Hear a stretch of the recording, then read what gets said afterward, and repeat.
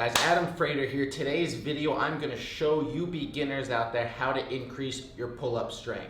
Now, when I say beginners, maybe you're just a beginner to pull-ups, but you've been at fitness for a while, or maybe you're a beginner to both. But let's not allow you to be limited. If you can do push, if you can do legs, you should be able to do pull. Let's make you a nice, well-rounded athlete. Now, I'm gonna give you my 5 tips that everybody needs to know. If you follow these, you'll be doing clean pull-up reps in no time. Let's dive in. All right, so the first order of business is to break down the pull-up. Now, when you're doing this exercise, there's many different muscles, specifically in your back, that are being activated.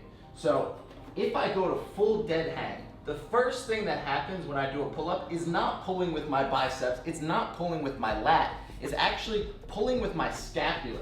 So I've made videos of this on the past, but here, look, without even bending my elbow, I can start to do the first 10% of a pull-up, maybe the first 5 to 10%, without even bending my elbow. First, it's really important when starting from a dead hang, but it's really important when trying to transition from rep to rep.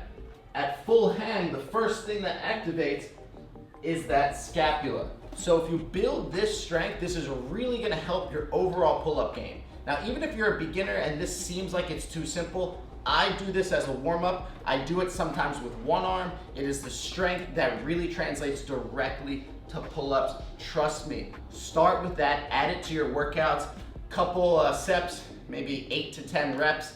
Perfect if you're trying to build that pull-up strength. The next piece of a pull-up is to do the eccentrics. An eccentric basically means to do the negative of a pull-up. So maybe you're lacking the strength to start from dead hang and to pull your way up. You're kicking, you're struggling, you don't have that strength, that's fine. That's the full range of motion of your muscle, so it's gonna be a little bit more difficult. But if you can start from the top, so jump up, squeeze, then slowly let yourself down.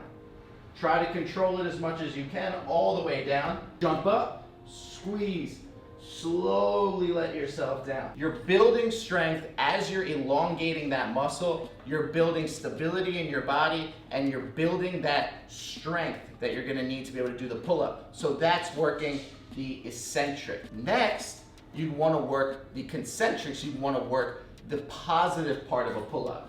So you'd want to just start from here, pull up, let yourself down, come back down, pull up, let yourself down. Now what you don't have to do is lose the strength on the negative, on the eccentric, so you can just focus on that. Now that's very difficult for people. You'll often see people that aren't good at pull-ups or that are still building the strength for pull-ups doing something like this. They don't fully come down because they have much more strength when the muscle's shorter, but you're not building that range of strength. And that brings me to my next suggestion for beginners, is to use a band. So if you don't have the strength for this, use some sort of band, some sort of resistance band. The thinner, the harder for you, the thicker, the easier for you. And what you'll want to do in this is work on full range of motion. So now that the band is down, my foot's pressed into it, I can have this take my weight off.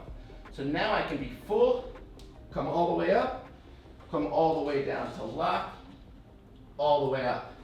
Now, even though the band is gonna be taking a lot of my body weight off, I'm training that full range of motion. I'm training the strength as my muscle is shortened and elongated, and that is gonna make a real big difference in your training for the pull-up. All right, so my 5th suggestion, my 5th piece of advice for you out there trying to get stronger at pull-ups is to ignore reps. Whenever we work out, we're always about trying to do as many reps as possible, because if we didn't get those reps, we didn't get a pump, we didn't get that workout.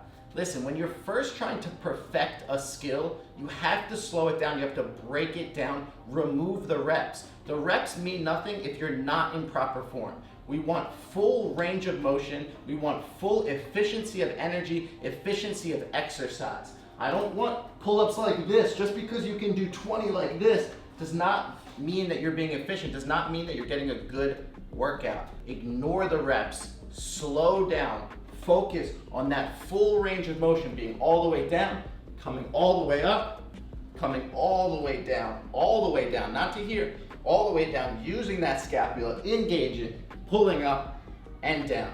And that's my last piece of advice. And I'm gonna add in some icing on the cake because I don't realize, this is something I learned early in exercising, but I don't realize how many people don't know how to breathe when they're working out.